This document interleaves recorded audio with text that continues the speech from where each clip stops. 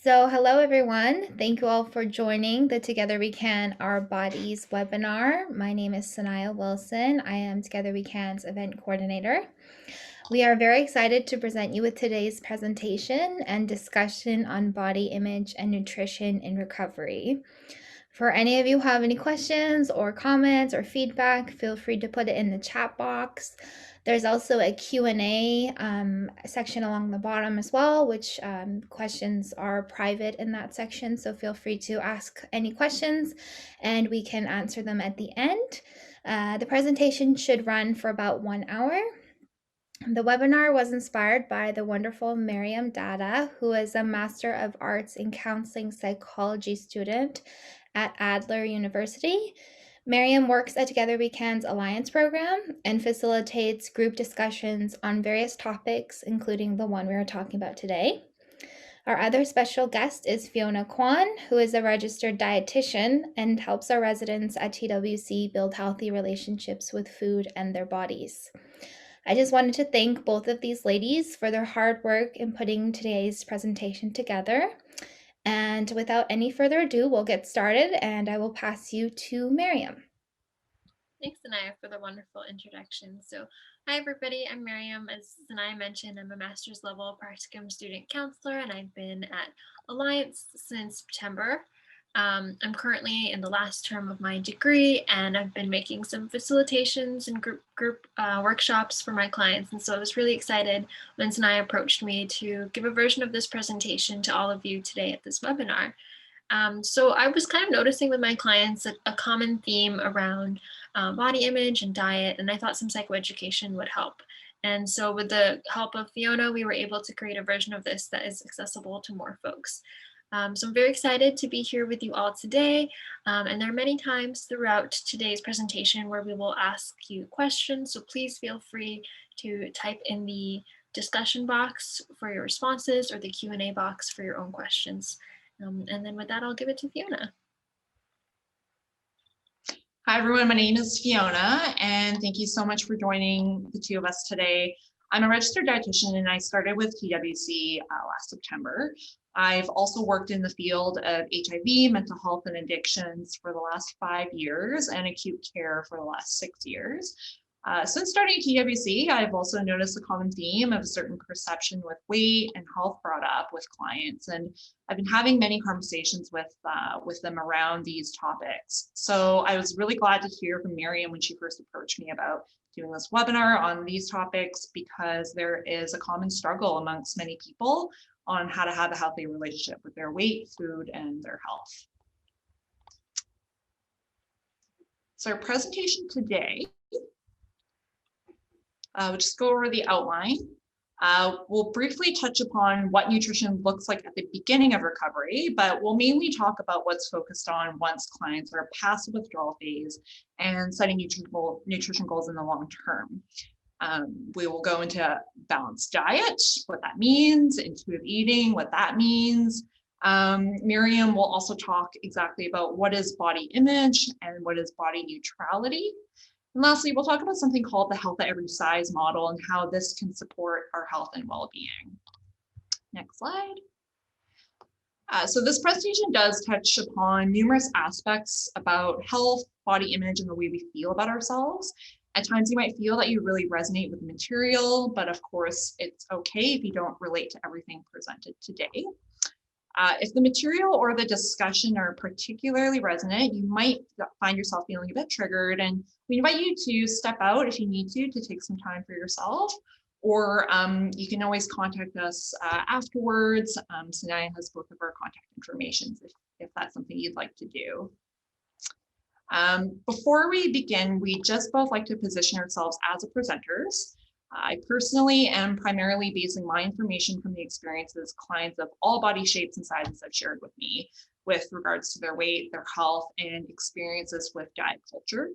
And I'm seeing all of this through my lens of someone who does not have a larger body and therefore someone who lives within privilege, meaning I do not face the same types of discrimination as those who have bigger bodies than I do.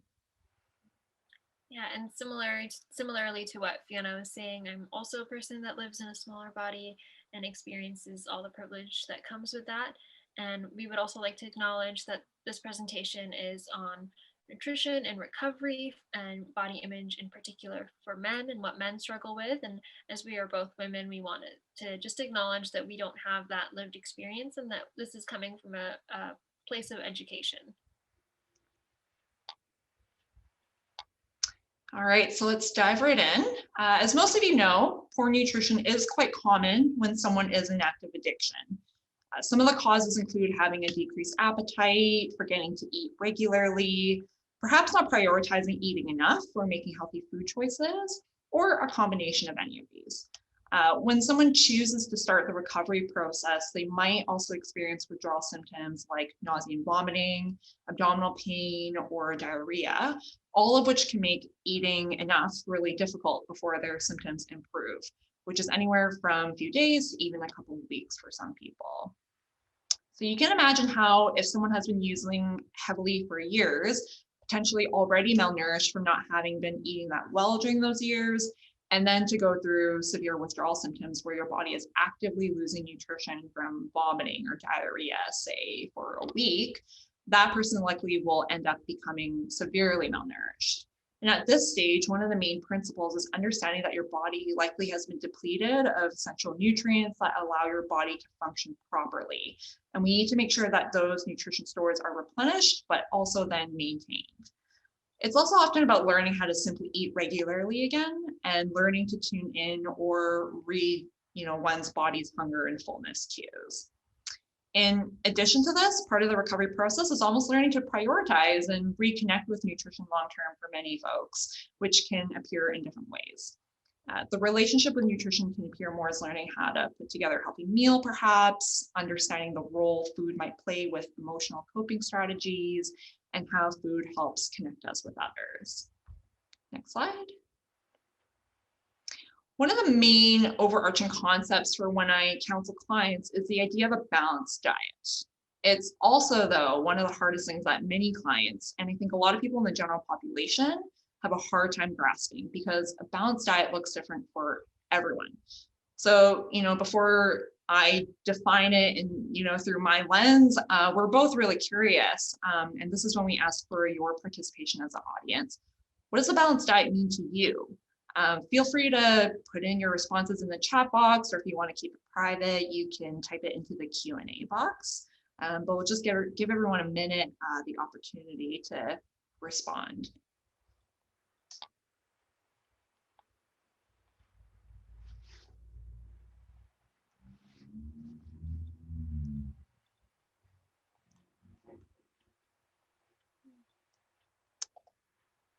Okay. So I'm seeing diet that contains all the food groups. Someone's saying plant-based.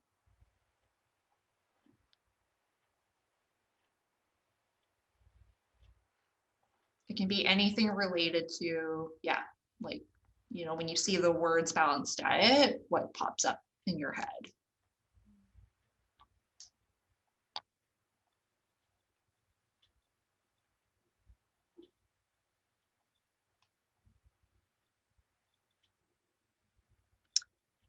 Right proportions, variety, not all the same food.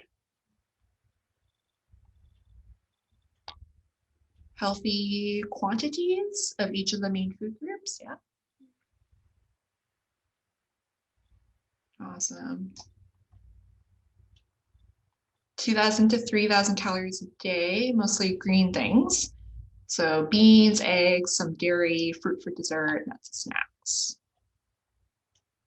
Yeah, so these are all really great responses. I think they all kind of have a common theme, and they do kind of tie into, how I'll define a balanced diet from my end. Don't think anyone else is gonna answer anything else. So awesome, thank you so much for your answers, guys. It's really great. To me, I like to define a balanced diet as one that includes items you enjoy eating and amounts that still help maintain your individual body's physiological health. And I know, like, that's such a vague concept, but I think it speaks to just how individual each of our bodies are, because metabolisms, chronic conditions or diseases, genetic makeups, living environments, all of that, etc. They all differ between every single one of us. Finding this balance, though, is what fosters a healthy relationship with food, removing that guilt and shame a lot of people feel, especially when it comes to diet culture, which is everywhere these days.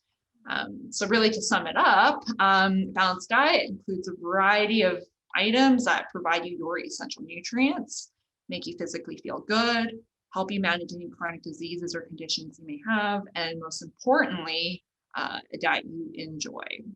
So, just from the responses, it's kind of, similar nuances, basically eat a little bit of everything and in the right proportions.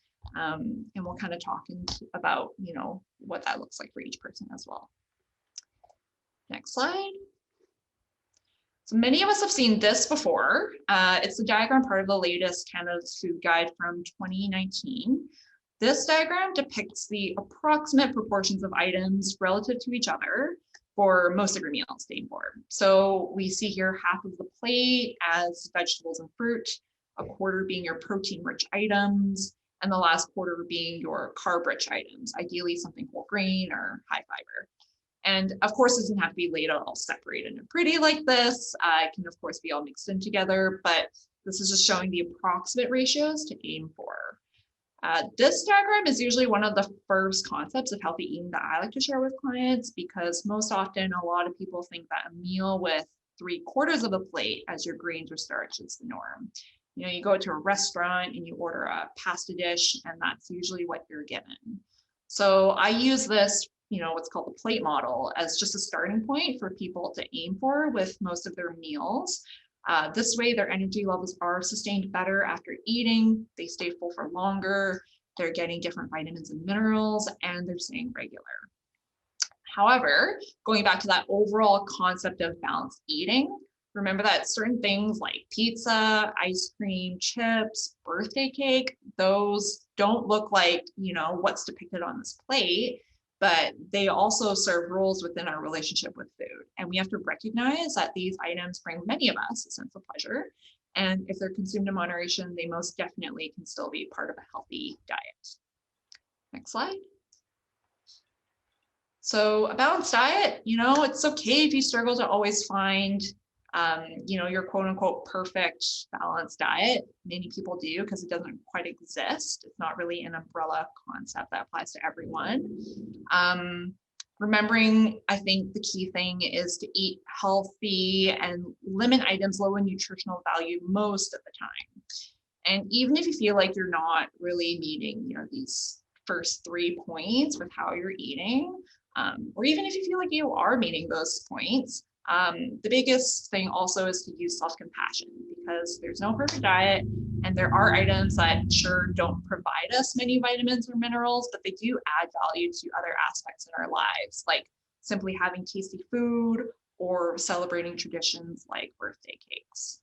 Food isn't just nutrients in the sense of providing energy and vitamins and minerals for our bodies to operate, which of course is all important, but it is a lot more holistic than that, which we have to respect.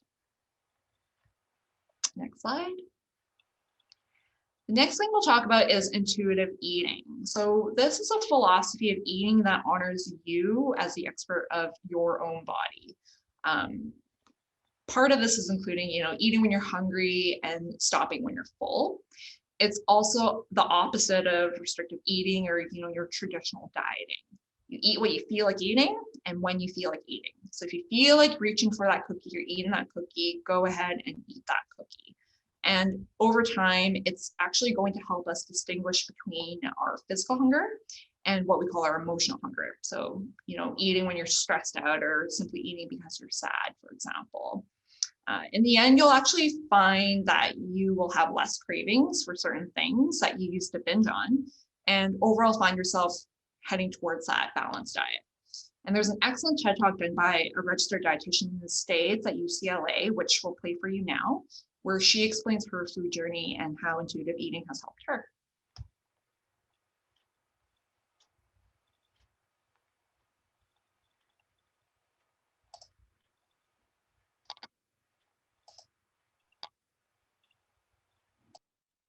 I'm the speaker before lunch. So if you're anything like me, you have one of two things on your mind. What's for lunch? And where's the nearest bathroom? You've been sitting there for a while, so some of you are probably going to go to the bathroom first. And when you go to the bathroom, you never stop yourself, look at your watch, and tell yourself, it's too early. I'll just wait till my usual bathroom time. We don't do that. Then why do we do that with our lunchtime? In regards to going to the bathroom, we never think, oh, I've already gone 3 times today and I don't want to overdo it. I'm just going to ignore this feeling. Then why do we do this with our hunger? It seems like so many of us have an unnatural relationship with our hunger. I know I certainly did. So I want to share my story with you. But this isn't just my story. This may be the story of the person who's sitting next to you. This may be the story of somebody you love. This may even be your story. You see, it wasn't that long ago that I was a student here at UCLA myself. And although I was a student here, the last thing on my mind was school. Instead, I was obsessed with food, eating, and my weight. In an attempt to control my weight, I'd go on diets, cleanses, I'd push really hard at the gym, I'd avoid entire food groups and skip meals. There was only so long that would work before I'd find myself binging out on bowls of milk and cereal and eating massive amounts of cakes and cookies in just one sitting. The rule of thumb was, the more restrictive I became, the bigger my binges got. I felt so uncomfortable with myself that this radiated to other aspects of my life. I wouldn't want to go out with my friends because chances are they're going out to eat, and I was actively trying to avoid food. I wouldn't go on vacation because on vacation there are these large bodies of water called swimming pools. And what do you have to wear to get into a swimming pool? A bathing suit. Would not be caught dead in one of those. I didn't get involved in romantic relationships because rumor had it that when you're involved romantically, eventually bodies get close, and I was too ashamed to let anybody near mine. So I was left with no one and nothing except food. So food became my only friend, and I hated that. So according to my students, it was more of a frenemy situation. So I was desperate and I was hungry for answers. So I went to grad school to get my master's in nutrition. And in grad school, I was so excited to learn more sophisticated tools for depriving myself. It's funny to you, but I was excited. I was so excited to learn the government standards of what I should and shouldn't be eating. But as you could imagine, the more I learned, the more alienated I became from my own body. The more alienated I became from food. Meanwhile, the restricting and the binging was just getting worse and worse. And this went on for about a year after grad school until I had enough. Dieting wasn't working for me. It never had. And I made the choice to stop dieting forever. And once I made that choice, everything changed. I practically had to relearn how to eat. So some of you may be thinking, well, Eve, that's easier said than done. And you're right. It may have been the hardest thing I ever had to do, but the most valuable. So that's why I've dedicated my career as a dietitian to help my clients, my students, and even some of my friends make peace with food. And I want to share some of that with you today. I had to do 3 main things. The first part was reconnecting with my own hunger. It may seem obvious to you, but the reason why many people eat has very little or nothing to do with hunger. They eat because they're bored, they're stressed, they're tired, they need a break. Maybe they're eating because food is available. Or if they're students, they're eating if food is available and it's free, right? Still others try to ignore their appetite, suppress it, or control it. In grad school, we had to learn long equations to try to predict how much food somebody needs in a day. I know now we have apps on our phones that do this, but it's really impossible to predict how much food somebody is going to need in a day. So what I want to share with you now is the most sophisticated tool for not only telling you how much you need to eat, but when. Are you ready for this? It's the hunger fullness scale. This is a tool designed to help you tune in with your own body. 0 and 1 on the scale, that's not hunger, that's famished. 9 and 10 on the scale, that's not fullness, that's painfully stuffed. Think about Thanksgiving, right? That's a 9 or a 10. When I first learned about this scale, I was only familiar with the extremes. But according to this scale, You want to begin eating when you first get hungry, and that correlates with a 3 or a 4 on the scale. The reason why you want to make a point to eat when you first get hungry is because that's the secret of being able to stop when you get comfortably full, a 6 or a 7 on the scale. It's also wise to eat when you first get hungry because you're more likely to enjoy your food, you're more likely to eat mindfully, and your body will naturally crave more nutritious options. Speaking about cravings, think about what happens to you when you let yourself get too hungry.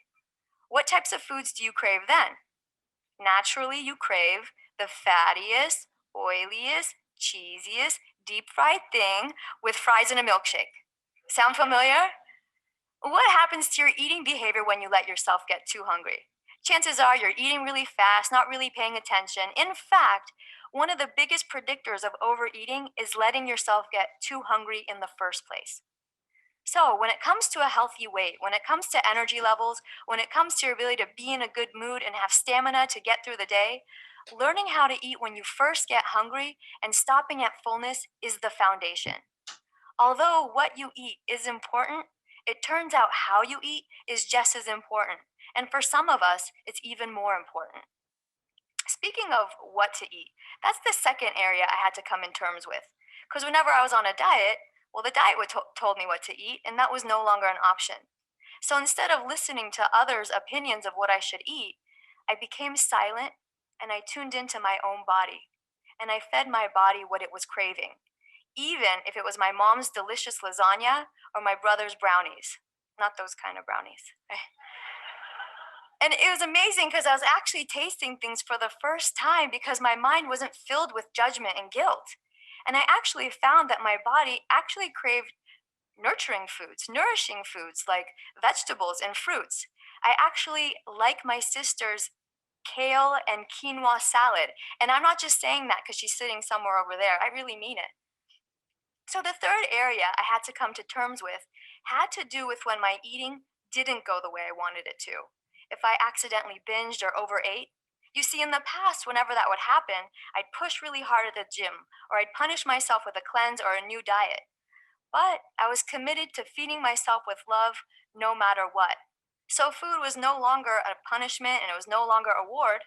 So I found myself comfortable in all types of food situation around any type of food.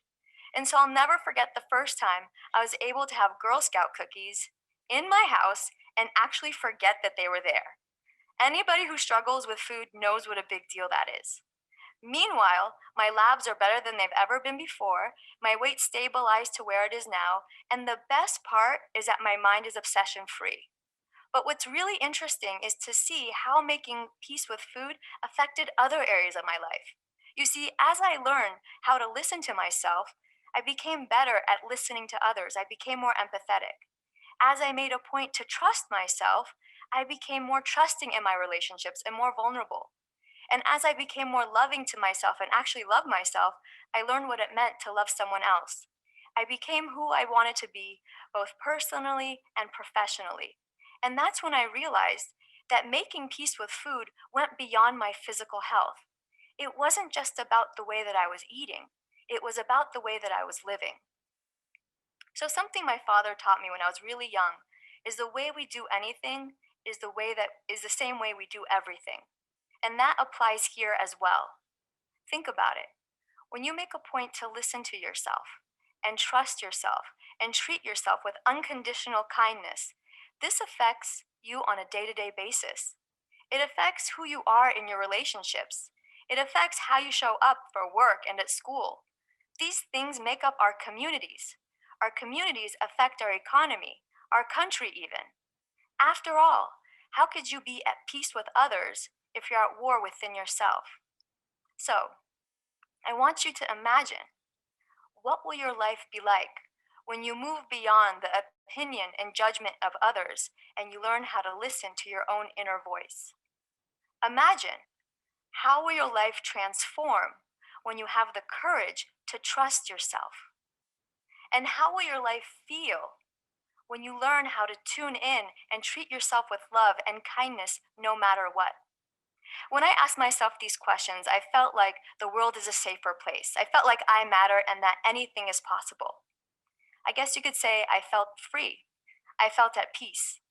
And that's my hope for you, that you find peace and freedom when it comes to food and your eating, and that peace and freedom radiates to every other aspect of your life. So some of you may be thinking, it sounds like I'm saying you could have your cake and eat it too. And to those of you, you're absolutely right.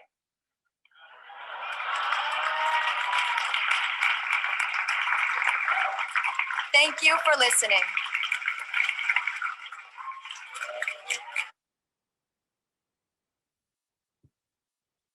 Okay. We always think that's a great introduction to intuitive eating and just listening to our bodies.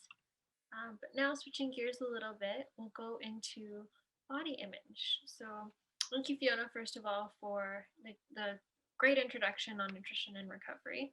And now on to the second part, we'll just talk a little bit about body image. And so if you see me looking a little bit towards the left, it's because my notes are there.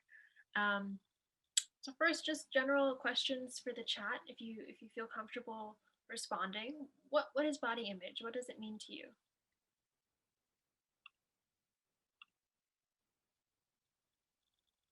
Oh, I'm sorry. Can you hear me now?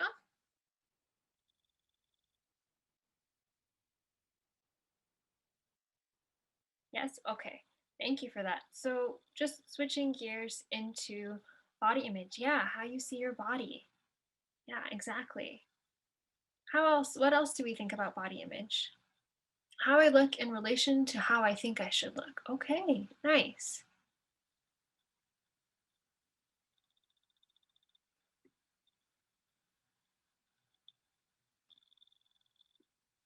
How others look at us. Yes, for sure.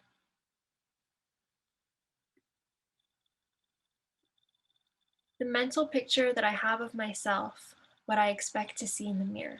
Yeah, totally.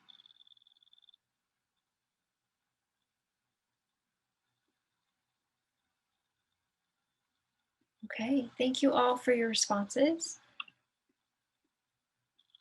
And before we get into a definition, I just want to first and foremost normalize that everybody struggles with body image. So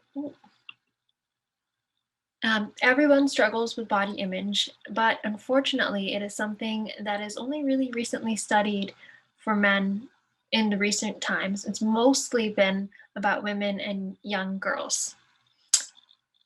Unfortunately, everybody struggles with it, and it is a human experience. When we think about our body image and recovery, we might start to notice some changes in both our diet and appearance. For instance, maybe while in recovery, a client may gain or lose weight. However, it might be the first time that they are actively thinking about eating food. One thing we want to be mindful of is not noting their weight loss or gain, but instead supporting them through the changes they may be noticing in themselves, highlighting that they are readily taking care of themselves. The goal is to normalize these experiences for everybody, but especially among men. So I really like the image on the left. It's a bit of a spoof on the typical body images. So we have what we hear in the common discourse around the pear, the apple, the hourglass, but then it gets a little silly. We have the pizza, the overcooked broccoli, the badly drawn dolphin, and especially, I'll just give you a minute to look at it and note the little funny ones there. But essentially, it's meant to highlight society's unrealistic expectation of our body types. When we think of societal's expectations for body types, there may be certain images that come to your mind. Do you find that that's true for you? And I encourage you here to think about the ideal body type for a woman or the ideal body type for a man. One thing that I find helpful when being pushed up against these unrealistic expectations is asking myself, where did these thoughts come from? What are some of the things you may have been told growing up about what you should look like? Who did you hear those things from? These are likely unrealistic standards. And, think here of the Dorito for men, broad shoulders, small waist, or the hourglass figure for women.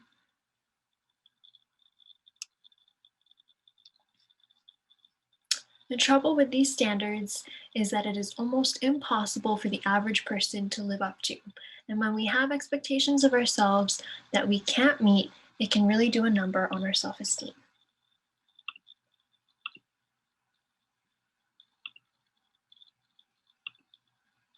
So body image here is what you believe about your own appearance, including your memories, assumptions, and generalizations, how you feel about your body, including your height, shape, and weight, how you sense and control your body as you move, how you physically experience or feel in your body. Many of us internalize messages starting at a young age that can lead to either positive or negative body image. Having a healthy body image is an important part of mental well-being and of eating disorders prevention. So your body is just one part of you, just one part. You're also your sense of humor, your resiliency, your personality. When I talk to clients, I like to position the way that we think about our bodies as what might our bodies be doing for us while in recovery. And maybe I'd give you a minute to brainstorm. What might be happening in our bodies while we are actively engaging in recovery?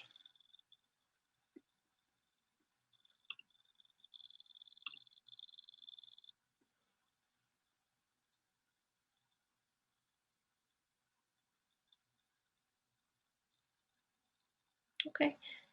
Well, I'll share with you with some of what my clients have said. So, when we're actively in recovery, we feel like our bodies are healing. We have an increased sense of energy, an improved mood, better memory, a stronger immune system, a reduced risk of disease. It is important to remember our bodies for what they do for us, not what they look like. In the next slide, we will engage in a body gratitude meditation together.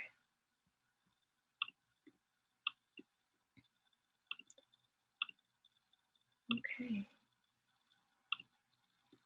Welcome to this affirmation meditation on gratitude for our bodies and our lives. My name is Julie, and I am so happy and grateful that you have chosen to allow me to be your guide today. Know that our thoughts create our world. We are using this time today to uplift and break negative patterns of thinking in the mind. As you listen to the affirmations, feel as if the words are your own. Even if sometimes the words do not align with your current feelings towards yourself and your life, know that whatever you practice, you get better at. So if you practice telling yourself negative things about your life and your body, you will get better at believing those things. Likewise, if you tell yourself positive things about your life and your body, you will get better at believing those things too. And you will get better at living from those positive spaces. If your mind occasionally wanders in the practice, that's okay. Trust that your subconscious mind is taking on board the messages. There's no need to repeat the affirmations aloud unless you wish to. Now take a few deep breaths through the nose and exhale and sigh out the mouth.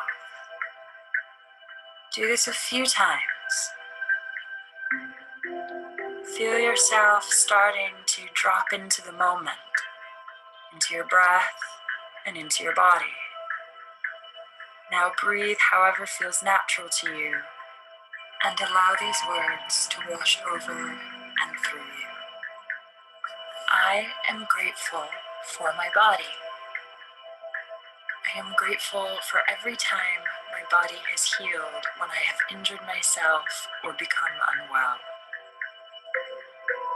I am grateful that my body has been with me from the very beginning of this life, and I am grateful for all of the systems of my body that function without even a conscious thought from me. I am grateful for the blood pouring through my veins. I am grateful for my heartbeat. I am grateful for the miracle of my life, that by some accident of fate, I am here now. I am grateful for the millennia of ancestors that had to survive before me so that I could land here and now in this body. I am grateful for my breath, for my lungs, for oxygen. I am grateful for nutrients and my body's ability to use them. I am grateful for my body's abilities to keep me functioning and well. I choose to nourish my body. I choose to nourish my body with healthy, clean foods. I choose to nourish my body by taking deep breaths, by enjoying my life. I choose to nourish my body by using it, by moving in any way that I am capable. I appreciate whatever movements my body allows. Even if I am sick and all I can do is blink, I choose to be grateful.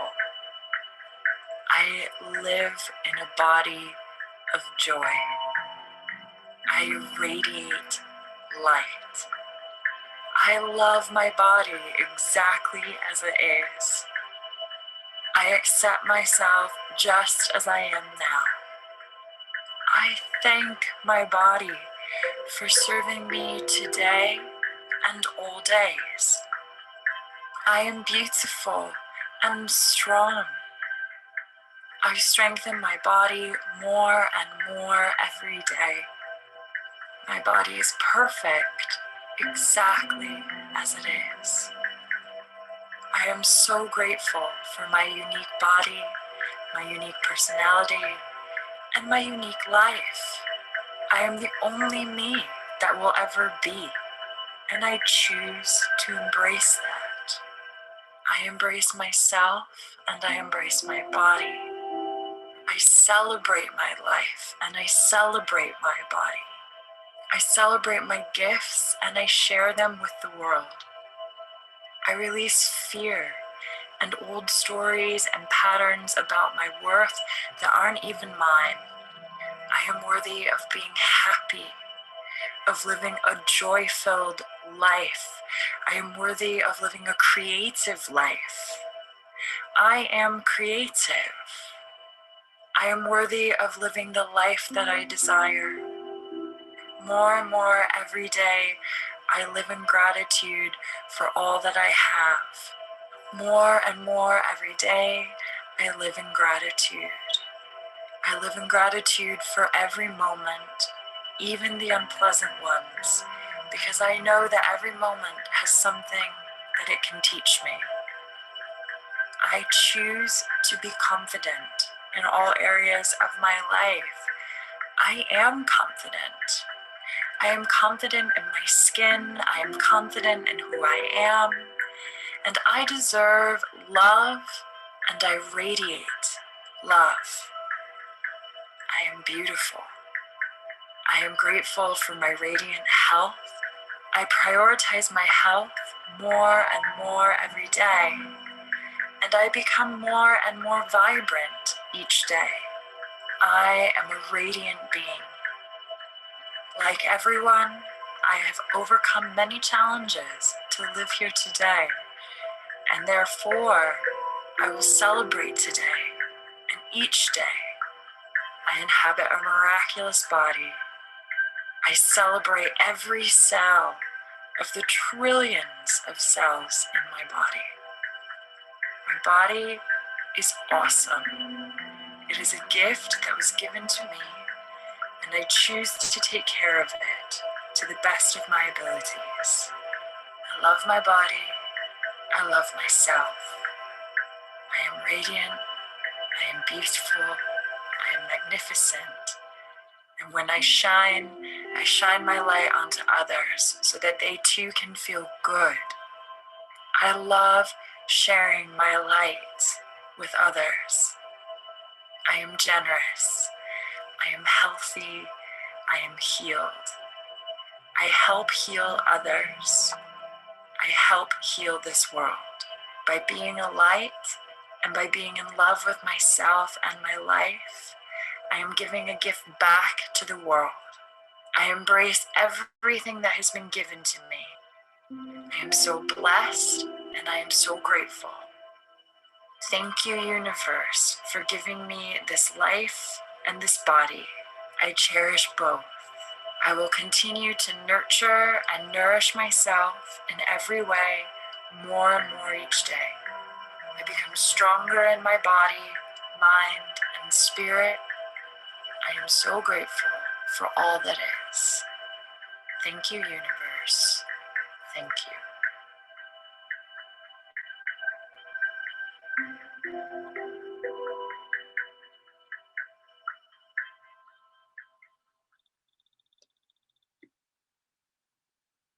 Okay, thank you everybody for engaging in that. I find meditations like this one are really useful for clients just to get them grounded, to get them reflective, and to get them thinking about their bodies in a new way, thinking about what our bodies truly do for us.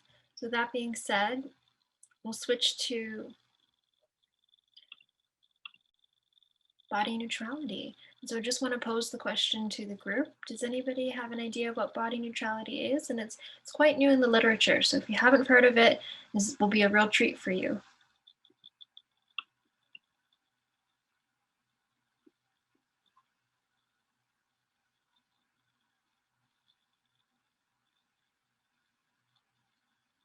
Okay.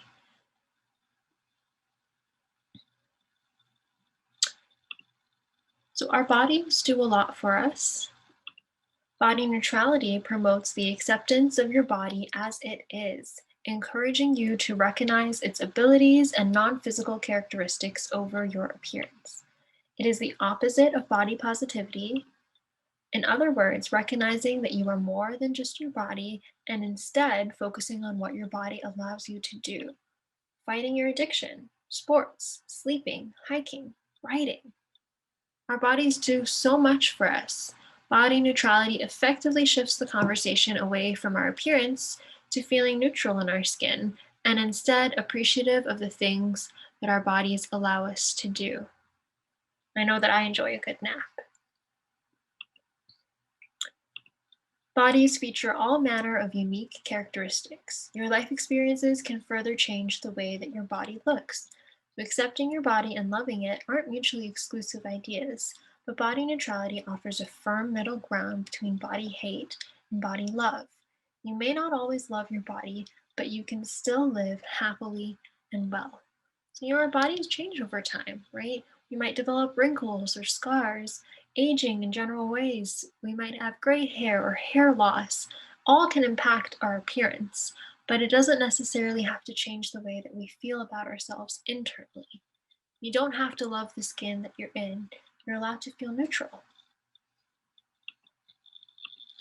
Your body is more than what it looks like. It contains all the vital organs that keep you alive and functioning. It also contains your mind, your heart, and spirit, aspects that drive personality and self-identity, making you the person that you are. There are many things that can impact the way our bodies look, but it doesn't have to drive our worth. For example, we can have skin conditions like eczema, acne, or scars, burns, or medical conditions. But like I said earlier, it doesn't change the way that we have to feel about ourselves internally. Self-worth is defined as an internal sense of being good enough and worthy of love and belonging from others.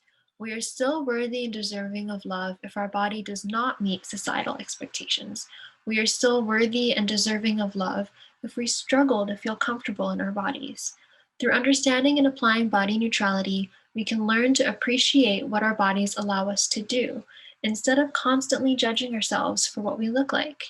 The important piece here is recognizing that we are always worthy and deserving of love. And I find that this is a concept that can be extremely difficult to comprehend and understand and apply to ourselves. But usually what helps is thinking of someone that you love and what you love them for. For instance, do you love your partner, sibling, or parent because they look a certain way? Chances are probably not. You love them for the things that they do and the person that they are.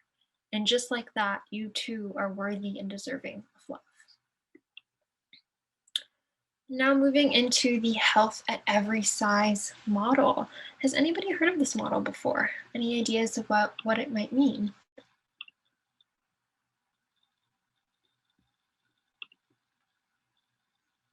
The health at every size model.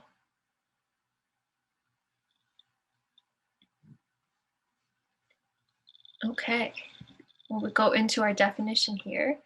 A health at every size model understands that health exists on a continuum or a spectrum that varies across the lifespan. It shifts the focus away from controlling our weight through dieting or other restrictive eating habits. And it promotes the idea that health is holistic and therefore encompasses the physical, psychological, relational, and spiritual parts of us. It's not just about our body and our weight, right?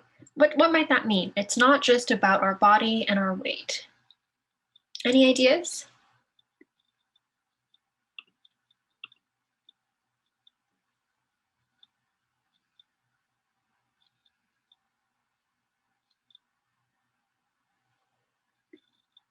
So when I give this presentation to my clients, I always like to use myself as an example. So for instance, I'm a person that lives in a relatively small body. Oh, we've got a response in the chat. We are valuable for more than our appearance, 100%. Yeah. So like I was saying, I like to use myself as an example when I give this presentation to my clients. So I'm a person that lives in a small body, and just by looking at me, you might assume that I'm healthy just because I live in a small body. But I actually eat out quite a bit. I eat fast food quite a lot. And so health has nothing to do, or not everything to do, with our body and our weight. I think it's an important one to keep in mind. We'll touch on later as well. So the health at every size has 5 principles. They are weight inclusivity, health enhancement, respectful care, eating for well-being, and life enhancing movement. And we will go into detail for all 5 of these principles.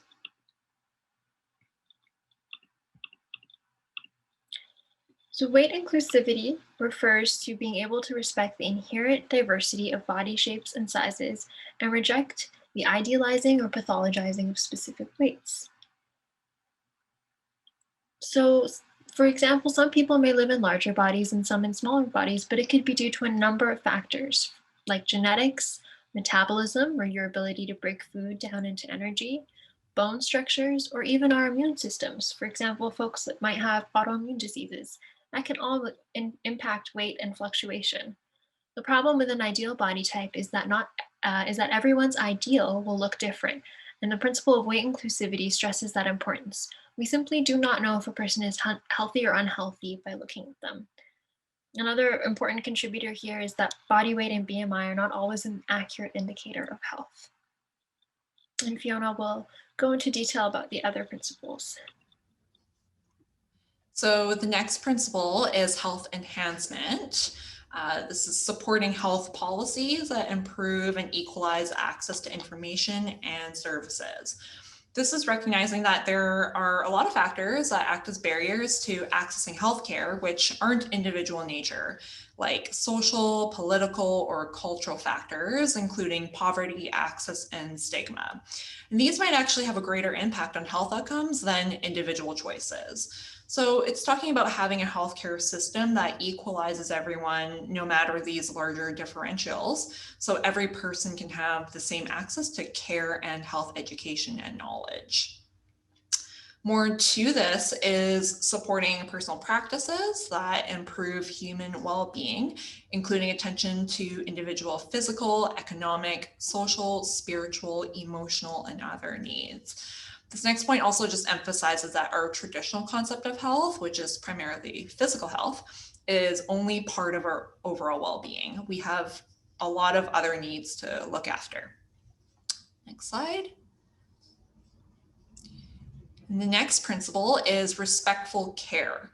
So by us presenting all of this information to you guys today, we're hoping to contribute to the conversation by introducing these principles to you, the audience, and hoping that over time, we as a society can shift how we approach health, especially via how we view a number on a scale. So it's about acknowledging our biases and working to end weight discrimination, weight stigma, and weight bias. It's also about providing information and services from an understanding that socioeconomic status, race, gender, sexual orientation, age, and other identities impact weight stigma and support environments that address these inequities. Next slide. Next, we have eating for well-being. So promoting flexible, individualized eating based on hunger, satiety, nutritional needs, and pleasure, rather than any externally regulated eating plan focused on weight control. No one has the same needs based on exactly what, when, and how we eat. Every body and everyone's needs are individual, so there should be exploration as to what works best for each person, and without that focus on weight. Next slide. Lastly, it's life-enhancing movement. So supporting physical activities that allow people of all sizes, abilities, and interests to engage in enjoyable movement to the degree that they choose. Everyone has a right to take part in physical activity. Just like how we talked about equal access to healthcare, there should be equal access to movement as much as possible as part of our overall well-being. Next slide, bring it over to Maryam again. Yeah, and here we reach the end of our presentation to you guys. So just a little bit of a summary of what we've talked about today. So your journey with nutrition and food is likely to change over the course of your life. Food is meant to fuel you, but also to nourish your soul. Intuitive eating is about eating when you feel hungry and paying attention to what your body is asking from you. You are more than what your body looks like. Health is more than the size you see on the scale. Food is connection, community, and culture too. And with that, we have a little bit of a question period, and we'll bring Sanaya back on for that. Yes, thank you guys. That was wonderful. We had a question earlier from Darren, and I wrote it down here. So he said, is there an order to how you eat food? Like, do you eat certain things in the morning, fruits and vegetables later in the evening, that kind of thing? And he also mentioned that he's trying to eat little meals every 3 hours or so, around 500 calories. That was recommended to him by a friend. So I guess his question is, yeah, should you be eating something specific in terms of protein in the morning, or what does that look like for your day? I'll try to answer this question as best as possible. So with regards to, the order of eating foods, I think the question included within the meal itself. Not necessarily. It, takes about 15 or 20 minutes of time where our stomach is actually holding everything that we've eaten in that sitting before it, moves on to the small intestine. So you can imagine, within those 15, 20 minutes, you're probably consuming all these different types of foods, and the stomach actually physically will combine everything together. So really, within the meal, I wouldn't say it matters too much about, the order of the food groups that you eat in. I think really the key thing, again, is bringing it back to that plate picture where, you're having the vegetables in there, or the fruits, you're doing the protein, and you're doing the healthier carbohydrate choices. With regards to across the day, that's going to be pretty individual, I find. Speaking in the context of, for example, someone who doesn't have issues with their blood sugars, so someone who doesn't have diabetes, it doesn't really matter, what you're eating at which time of the day, so long as, of course, it's all balanced. If you do have problems with, blood sugar control, though, and you need some extra support through the diet with that, then yes, it does matter. You probably want to avoid the more sugary items, or the things that will quickly break down into sugars into your bloodstream first thing in the morning, because typically your body will be more reactive to those carbohydrates that you're eating. And I think there's the other part of the question too, where Darren's saying he's trying to eat little meals every 3 or so hours, around 500 calories. And the word in that question that jumps out at me is actually trying. And I would actually bring it back to, you and, think about when you say that you're trying to have this meal schedule, are you going against anything that your body is telling you across the day about how hungry you are or how full you are? Like I said before, there's really no umbrella guideline for everyone about when they eat and how they eat, or, how much they eat. I think, tuning really into that hunger fullness scale. Remember in that YouTube video about intuitive eating, that's going to be your starting point for, asking yourself, where am I right now? How am I feeling?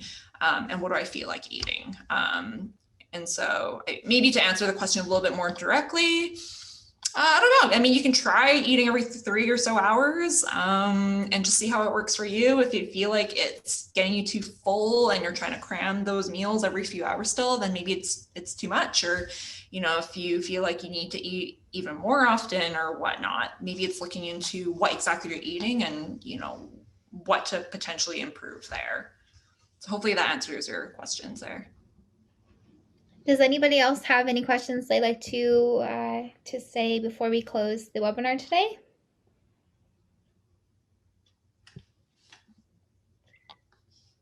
He says, copy, the small meals are working. Awesome. I'm glad to hear that.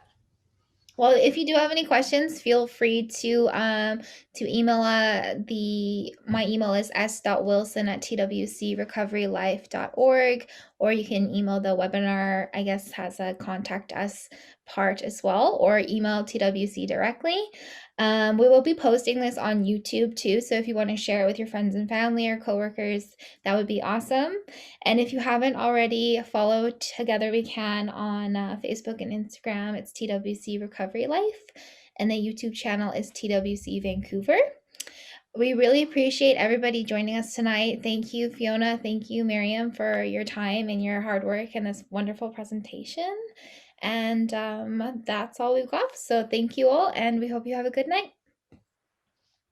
Thanks, everybody. Thank you, everyone.